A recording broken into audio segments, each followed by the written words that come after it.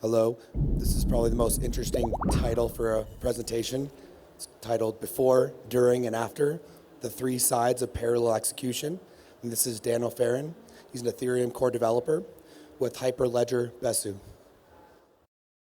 Yeah, thanks for having me here. So this particular topic about how best to bring parallelism into Ethereum in a way that benefits Ethereum more than just speed has been something I've been thinking about for a while. Here's a tweet that I did from last June. You can tell it's a real tweet for me because there's a spelling error in it. But getting just simply speed out of parallelism is a great advantage, but I think we can do much, much more about it. But we really need to change the way we think about parallelism and where we go into the execution. So we need to think about parallelism before, during, and after transaction execution. So that's the kind of the focus of this talk, to go on the three sides of it. So I'm going to talk about four things here. First, I'm going to lay down some base information about concurrency and to kind of set the foundation for where we're going to go. Then I'm going to talk about before, during, and after the transaction of how we can apply these principles to apply parallelism into Ethereum.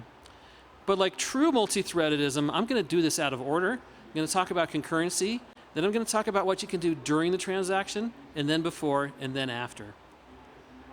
So when you talk about parallelism, you go into an entire area of computer science relating to concurrency, doing multiple things at the same time, and the interactions that go with it. And it is a very broad and deep area that you could easily fill hours and hours talking about.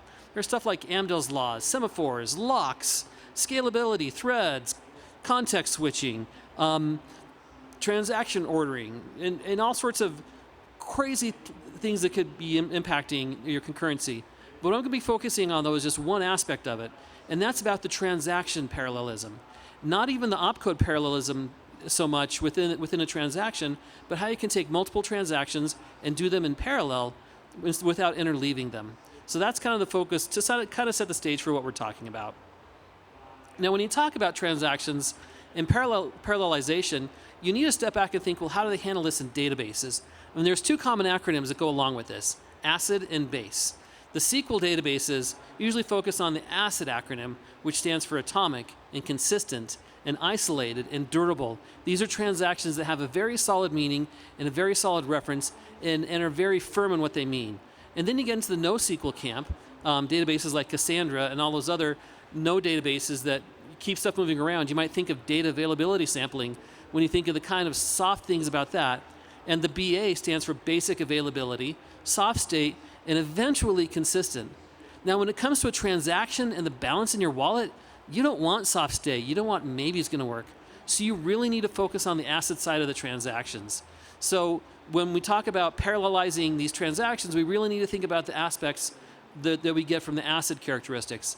And the most important one of those is isolated. And that's something that I'll come back to when I talk about after the transaction, because that's kind of important to how we get parallelization to benefit end users. Now, the three sides of the transaction, I call it prefix, infix, and postfix parallelism, talking about whether you are doing things before the transaction, during it, or after. And the things we're going to talk about are things like UTXOs and strict access lists. Those are things you might put in your transaction before executing it. While you're executing it, you might use optimistic concurrency control, block STM, and you might do some things with opcodes called delta writes. And then afterwards, once you have that execution and you've executed it in a parallel fashion, you can use that information to create parallel receipts and to create isolated receipts and isolated proofs to where you can prove and get receipts for only what you did in that transaction without having to go through any more contortions. So let's talk about during the transaction. Let's talk about infix parallelism. Now, this is the sort of thing that is being talked about a lot and is being executed to make it simply faster, because it very nicely fits into current models of the transaction. Two good examples of this are Monad and Aptos and Sui. Monad uses something called optimistic concurrency control, and Aptos and Sui created something similar but slightly different called block STM, software transactional memory. And we'll get into that in a little bit. But first, let's talk about what OCC, or optimistic concurrency control, is. When you think of parallelizing a list of tasks that you have to do, this is like the simple, obvious way of what you would do it. You would take all those tasks and you would just do them in parallel. And then afterwards, you take them together and make sure they make sense. So it's a bit more, at the high level, that's what it is. So here on the left, you'd have a bunch of transactions, you put them in a pool, and you have a bunch of parallel executors that would take those transactions out of the pool. Some transactions will go quicker than other transactions. So you'll get them in a different order than necessarily that you submit them into the pool. So that's where the sort step comes in. You take these transactions and you put them back in order. Some of these transactions depend on resources that are very order dependent, and that's why you have this sorting process, because then you got to check the conflicts.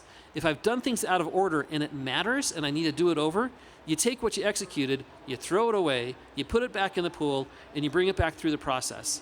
But if you can verify that there's no conflicts in what you've done, then great. We've executed our transaction in parallel, we can put it in the block, and we can go on with our life. So here's kind of an example of how that might work. Let's say we have 10 transactions, and each one of the characters represents a separate resource that they use. And these resources are resources that you have to have exclusive control over, and that you have to have in the exact same order that you see them in the transaction. So if I access the club in one transaction and the club in the next transaction, I have to do it in the same order. So a simple way that you might just do the transaction parallelization is you just might say, great, let's do the odd transactions in one processor and the even transactions in another. And if everything takes about the same time, it's actually going to mostly work out, except for some cases. But these are computers, and they do strange things. And so you might give one core all the odds, the other core all the evens, and you might get them all back odds first and evens second. Even though you said do it in parallel, it might do it all in line, which isn't a problem until you get into the parts where you have a resource that you are now using out of order, that you've changed the values for. So in this case, if we do the odds first, we're going to have a problem with transaction 9 because 4 hasn't been processed yet. So the way this would work is eventually it becomes correct in OCC. So we take our initial order, we start sorting it, we go through the order, we get to transaction number 9, and we see that the star has already been used by 4, so we throw that transaction away, put it in the queue, it gets processed after 10, and then it comes back at the end, we resort it back in the same order, and we get it again. And the net effect is you've executed about 6 transactions of time to get 10 transactions, and you've nearly doubled the efficiency and time-wise it takes to execute this transaction. Block STM takes a slightly different approach to this. Rather than aggregating everything at the end, while you're executing the transaction, it will look out for these conflicts. So let's say that you're executing transaction 1 and you start 7 at the same time. 7's going to see it needs the club and realizes it needs to wait for transaction number 1 to finish, so it will pause. And let's say you start number 2 and then number 8 does the same pausing routine, but let's say you're starting transaction number 3 late. Well, 8's going to be executing, it's been using the diamond, it now knows that it's useless, so it restarts and starts over with another transaction number 8. And of course, there's the same situation in OCC, where you could have completed transaction 6 before you realized you had your conflict, so you just have to pitch it out and start it over. So Block STM does about the same things that OCC does, it just does it in line and gets about the same transactions. So, as far as doing it before the transaction, you get great time improvement. Computation, if you're worried about counting CPU cycles, it could be quadratic. With user impact, well, what's great about user impact is you don't have to change a thing.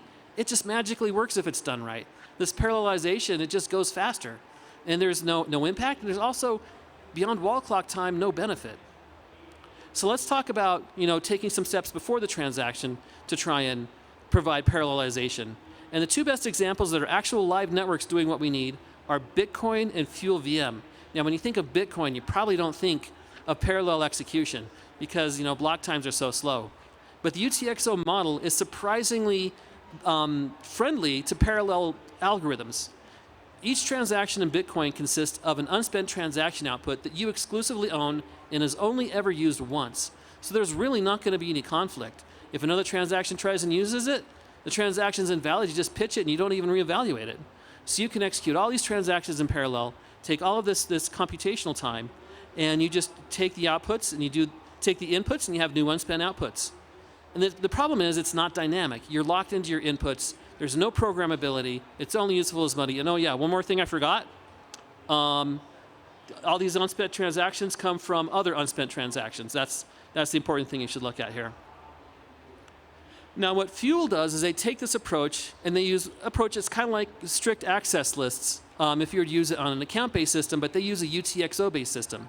And instead of locking onto a specific state, they lock onto a slot number or a resource name, some sort of an identifier of the state of the contract that is separate from the actual state held. So in your transaction, you would say, I'm going to use the spade resource and the club resource. And Fuel will find the most current UTXO from that, use it, consume it, and throw it away.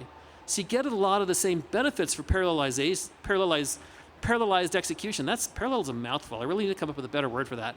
But for these parallel transactions, you can execute them in parallel and consider the conflicts really easily. But the downside is, when the transactions get bigger, you have to enumerate all of your dependencies up front. And what's worse is if some of your dependencies are dynamic and a function of the code, it's really going to be difficult for you to create transactions that do this effectively.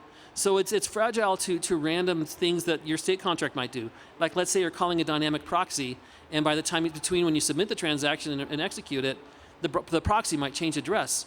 Your transaction suddenly might be invalid because you don't have enough of the resources listed in your transaction list. So when it comes to doing things before the transactions with UTXOs and strict access lists, it's kind of a mixed bag, but I think it's net negative. You do get time improvement, almost as good as OCC and block STM. But the bandwidth is kind of not so much, because you got to put all of your transaction information in your transaction. And then you double down on that because you have to pre-execute all of your transactions, figure out what resources you might need, put those in the transaction and submit it. So it's more work on the user for the same sort of a benefit that you could get just from going with block STM and OCC. And you get basically the same parallelized return by doing stuff with dynamically generated conflict lists. So before, it doesn't really quite work as well as the during. And I think that's something that Monad's done some research on, and they can actually back up with stats that strict access lists are actually a net negative. So where does that leave us? That leaves us to the third side of parallel transactions, and that is, what can we do after the transaction? So we've executed in parallel, nirvana, wonderful things have happened, so what? So just to warn you, this is total blue sky zone. There's no implementations from what I'm about to describe. This is hypothetical, this is aspirational, but I think is truly what is needed to bring the benefits of parallelization into Ethereum and make end users benefit from this. So these are to create things called isolated receipts and isolated proofs by doing some changes in the process that not only make parallelization easier, but make it more useful on the back end. So to do those, I would propose two separate changes. The first one is to introduce a couple of new opcodes, peer to sload and sstore. We'll call it scredit and sdebit, where as an atomic transaction, it takes a storage slot and either adds or removes a certain amount from the number stored in that storage slot. But we also enforce overflow and underflow characteristics. So if your storage slot represents a balance and you debit 500 credits from it and you only have 400, that opcode's going to fail. So that's why it's called scredit and sdebit, because it acts more like a bank credit and debit.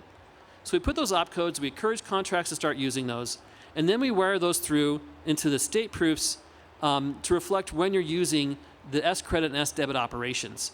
And we would need to add static writes and delta writes to the proofs to show when a transaction updated a field, not as setting a value, but as doing a delta change to the value, saying I added an amount and I removed an amount, not just that I set it. So to give you an idea of what sort of benefit we can see from these two changes, we need to step back a bit and look at that same transaction example that I set for the OCC example, and put it in the flow of a data dependency diagram. As you can see, a lot of these transactions have very few dependencies, and they flow very nicely. And what's interesting is if we change nothing in Ethereum today, we can actually get a somewhat decent example of isolated receipts. You just get rid of, if you're interested in transaction number 8, you'll need transaction number 2 and transaction number 3 because you depend on them. But the other 7 transactions, you could take them out and everything will still add up, and you'll still be able to prove that your transactions came from the right state and get the right outcome for the contracts that you're paying attention to. So that's what's great about the isolation of these, is you can still at least get it today in Ethereum. But not all of the transactions are as good as that. Let's say you're a coffee franchise and you decide you want to pay all of your employees on Ethereum. So you take your balance, you pay your employee, you pay your next employee, you pay your next employee, so on and so forth. You got 1 million employees. What happens if you're the millionth employee and you got over 900,000 transactions before you, and all you want to verify is that I got paid? Now you have to verify the payroll of everyone else in the company just because you got paid last. This is not really something that's really going to be useful to typical end users. I mean, block scanners and other things that aggregate all this data, they're going to want all that. But an end user only really cares about their accounts, and they only really care about who's sending the money if they have enough to send it. So this is where delta writes unlock some of the potential problems that we have in parallelization.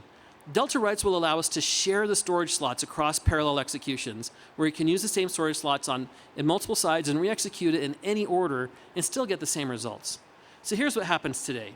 Let's say A is going to send 200 to B, and A is going to send 100 to C.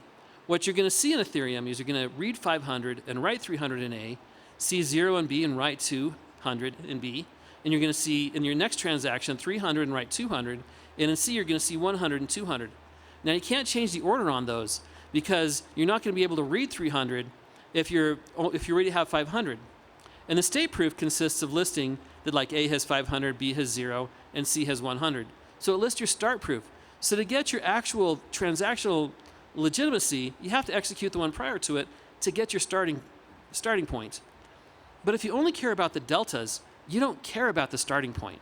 What you're encoding is that A is losing 200 and B is gaining 200, or A is losing 100 and C is gaining 100. There's also one other tiny bit. You want to make sure that A doesn't get overdrawn. So that's why we need to put a little bit more information into the state proof. So in the state proof, we would say A has 500 and all the other transactional ranges have gone from +0 to -300 from that value. So if you get them in any order, A is going to always be within that range. Similarly, B has 0. The good news is B is not being debited. B is only being credited. Numbers only go up for B. And C has 100. Well, C could spend it, but C is not going to spend it. So C could receive 100. So from the state proof, when we encode the entire range of deltas that the field is going to have and the starting amount, something amazing happens. You can do these transactions in any orders, and you can actually get validity that the end state is going to be correct and it's going to be able to execute. So if your question is, my check didn't come through, why didn't it come through? Did my bank run out of money? Or am I on the OFAC list? Or did something happen with my smart contract wallet? You can execute that just on your wallet and not have to worry about the rest of the block. So basically, you take this isolated proof, and all the other transactions that might have been in this long chain of payments just fall away. You have your information you need to run it from the beginning, and you can get to the end, and it all proves there from the same cryptographic information that everyone uses. You just take the transactions in the fields you care about from that proof, and you can isolate it and get only what you need about it. So what's the end game for this? The time improvement, it's kind of a mixed bag. It is what the rest of your algorithm does. It's kind of orthogonal to whether you use OCC or block STM or whether you require strict access lists. So you get the speed up from the other systems that you would do before or during. The user impact is great because you only have to see your information, and the information that you need to download to verify just your transactions is much, much smaller. There is some downside though. This is not compatible with the current way that DEXs and automated market makers work. They need to keep updating that number in line to keep moving the market around. So if this were to be adopted, there would need to be some research done in the DeFi community to figure out if there's a way to get exchanges to work in a situation where the market maker might be shared across multiple transactions without being able to react to the other transactions in time. Sure, there's a way, just need to do some research on it. So to summarize, let me go back to this one slide at the beginning. I have an old copy of the slides here. So summarize the three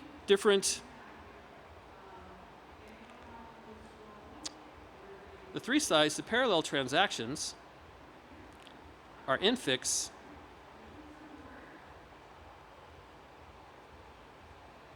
so this is a problem with working offline with Google Docs, is it doesn't always get your information.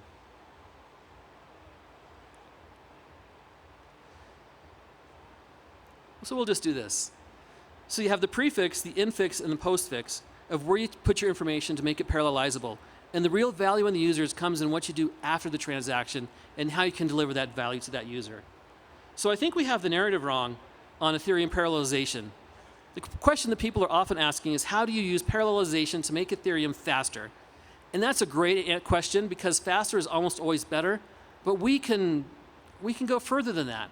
We can use parallelization to make Ethereum better, not just faster, but more useful and lighter on end users. Thanks.